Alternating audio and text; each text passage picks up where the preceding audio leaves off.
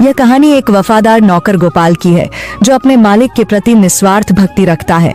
हालांकि परिस्थितियां उसे एक कठिन परीक्षा में डाल देती हैं, जिससे उसे बहुत बड़ी सीख मिलती है। एक छोटे से गांव में सुरेश नाम का लड़का रहता था। बचपन में ही उसने अपने माता पिता को खो दिया।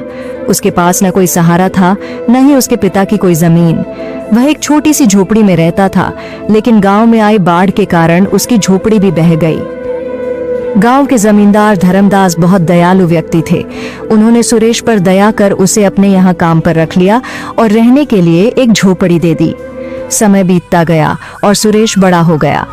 अब वह पूरी लगन से जमींदार के यहाँ काम करता था और जमींदार भी उस पर बहुत भरोसा करने लगे थे। एक दिन जमींदार ने सुरेश से कहा, बेटा, तुम अब शादी क्यों नहीं कर लेते? अब तुम्हारी शादी की उम्र हो गई है। तुम्हारी पत्नी आएगी तो तुम्हारे कई कामों में हाथ बौंटाएगी। मैं चाहता हूँ कि मेरे जीते जी तुम्हारी शादी हो जाती। क्या जाने कब भगवान का बुलावा आ जाए। सुरेश बोला, मालिक, ऐसा क्यों कह रहे हो? मेरे लिए आप ही सब कुछ हैं। आप जैसा उचित समझे मैं वही करूंगा।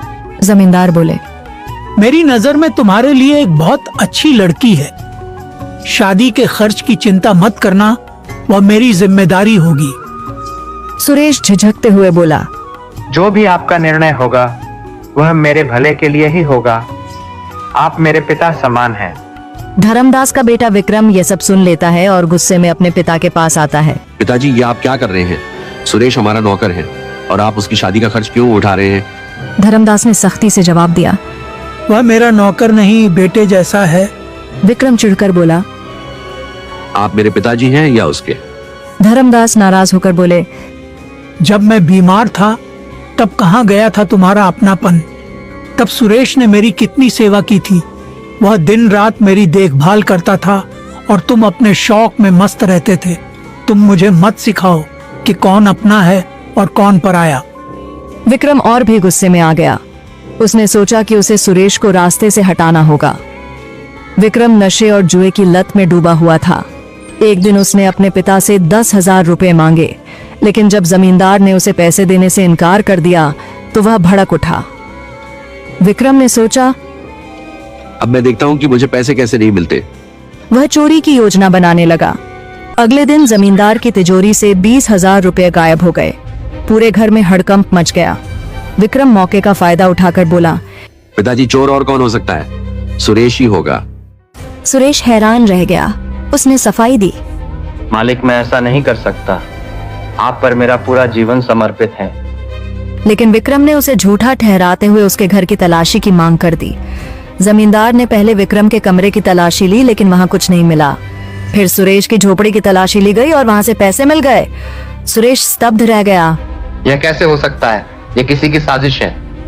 जमींदार का भरोसा टूट गया। विक्रम बोला, देख लिया पिताजी, अब पता चला कि कौन सच्चा है और कौन झूठा। धर्मदास को बहुत बड़ा झटका लगा। उन्होंने सुरेश की तरफ देखा, लेकिन कुछ नहीं बोले। सुरेश रोते हुए बोला, मालिक, मैं निर्दोष हूँ। मैं आपके लिए जान दे सकता हूँ, पर चोरी नहीं कर सकता। धर्मदास ने गहरी सांस ली और कहा, मुझे अब कुछ नहीं कहना, तुम यहाँ से चले जाओ। सुरेश वहां से दुखी होकर चला गया। लेकिन गांव के एक बुजुर्ग ने यह सब देख लिया था। उन्होंने जमींदार को बताया कि उन्होंने आधी रात को विक्रम को चुपके से पैसे छुपाते देखा था। धर्मदास को जब यह सच पता चला तो उन्हें बहुत पछतावा हुआ। उन्होंने तुरंत सुरेश को बुलाया और गले से लगा लिया।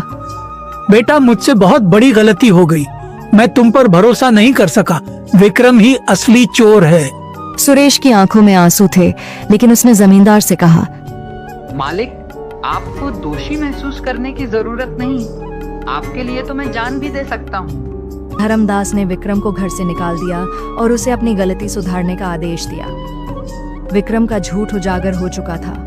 गांव के लोग जमींदार के फैसले की सराहना करने लगे। सुरेश को फिर से जमींदार ने अपने साथ रख लिया और उसे अपना उत्तराधिकारी बना लिया।